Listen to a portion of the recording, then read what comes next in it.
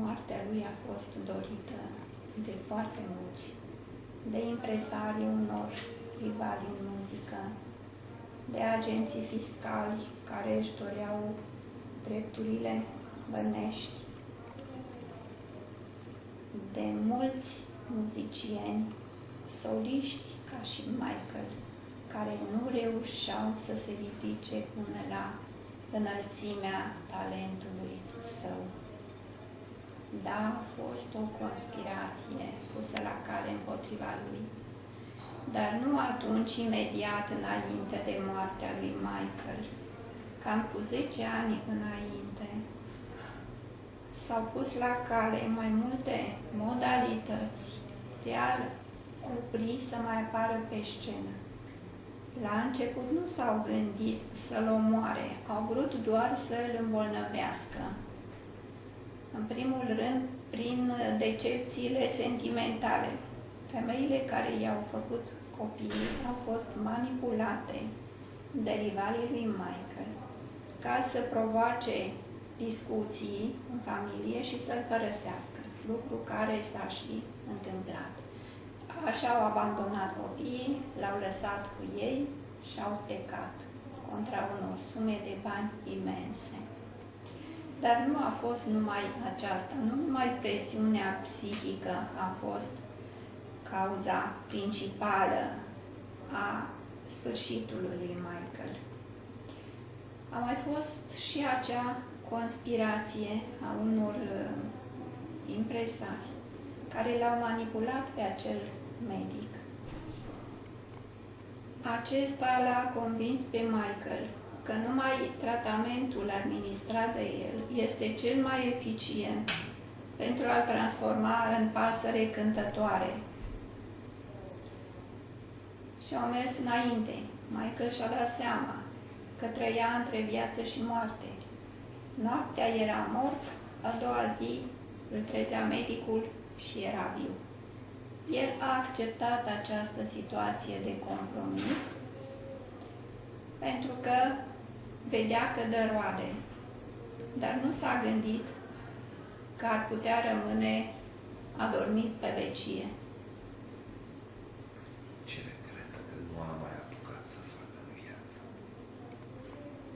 Michael ar fi vrut să facă o serie de turnee, câteva 10 la număr, pe toate continentele, pentru a-i mulțumi pe toți fanii săi, pentru a încasa sume imense de bani ca să-și plătească toate datoriile. El dorea să nu mai fie dator nimănui, nici măcar cu $1. Acesta era visul lui de 10 de ani, încă din tinerețe. Dar cum foarte mulți au profitat de pe urma lui, el se trezea mereu dator. Și nu îi se spunea în mod sistematic, uite, vezi că datorezi bani, că trebuie să plătești. Nu, îi se spunea la interval de câțiva ani, ești falit. Iar Michael intra în panică și își implora coregraful, își implora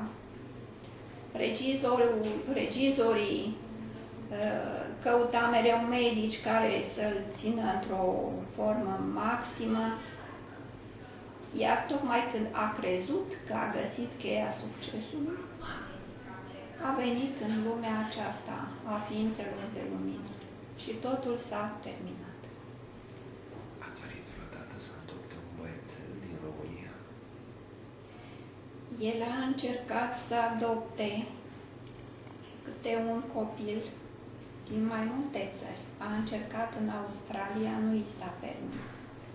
În România doar a întrebat și a fost refuzat de la discuția preliminară. A vrut să adopte un copil din Africa, dar iarăși i s-au pus piedici mari. De ce s-a întâmplat așa?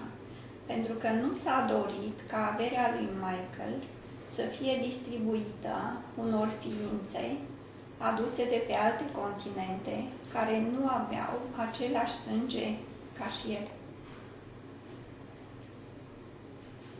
Vrea să transmită ceva celor care l-au iubit și fanilor din România? Da, eu, spiritul care l-a animat pe Michael Jackson. doresc să le transmit tuturor iubitorilor muzicii lui că în curând se va naște un copil care îi va lua locul, dar nu va fi în Statele Unite, va vorbi o limbă diferită de cea a lui Michael Jackson. S-ar putea ca acel copilaș să apară pe continentul sud-american sau pe continentul african. Ar fi posibil să se reia Odiseea lui Michael Jackson, copilul să fie smead la chip și să dorească să fie alb. Dar eu mă străduiesc să evit această catastrofă. Nu mai vreau încă o victimă. Dacă alt spirit își va asuma responsabilitatea creierii unei vieți similare cu a lui Michael Jackson, aceasta va fi problema lui. Eu nu mai vreau încă o victimă asemănătoare cu Michael Jackson. Îmi ajunge cât am suferit alături de el, cât m-am chinuit toată viața lui, cât m-au durut bătăile îndurate de Michael. Este peste puterea mea de a mai îndura asemenea lucruri. Și mă amintește viața anterioară când era și ea. Da, înainte de a fi Michael Jackson, a existat înțeleptul din India, Sri Aurobindo, care a avut o fire asemănătoare cu cea a lui Michael Jackson, dar preocupări total diferite de ale lui Michael. Este caracteristic genului meu de spirit. Eu sunt un spirit revoluționar. Am fost întrupat în mari luptători pentru binele omenirii. Am fost soldat în armata lui Napoleon Bonaparte. Am fost un înțelept al antichității, dar nu dintre cei mai cunoscuți. Am mai fost secol de secol întrupat în ființe deosebite. Toate acestea m-au ridicat în rang și aș vrea ca următoarea mea întrupare, despre care sper că va fi ultima, să fie un om de literatură, să fie un mare scriitor.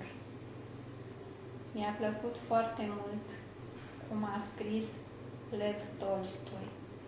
Aș vrea să fie un scriitor capabil să descrie realitățile istorice ale epocii lui. Așa ceva este greu să mai găsim în zilele noastre. Dar mă străduiesc și caut de zor o țară și o familie în care viitorul prunc să aibă condiții prielnice pentru a deveni un mare om de literatură. Aceasta îmi mai doresc. În rest, am trecut prin toate ipostazele.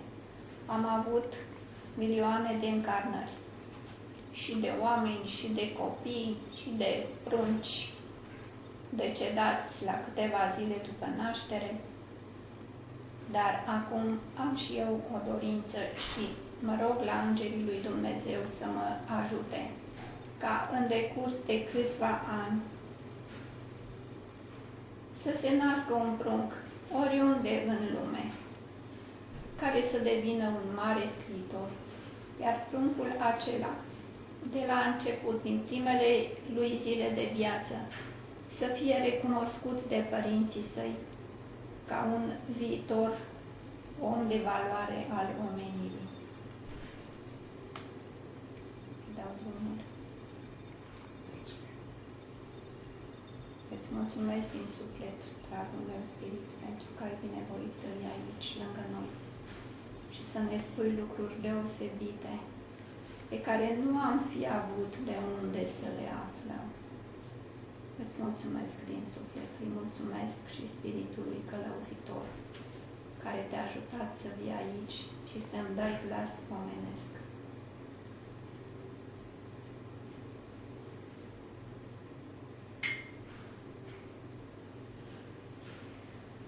Am plecat.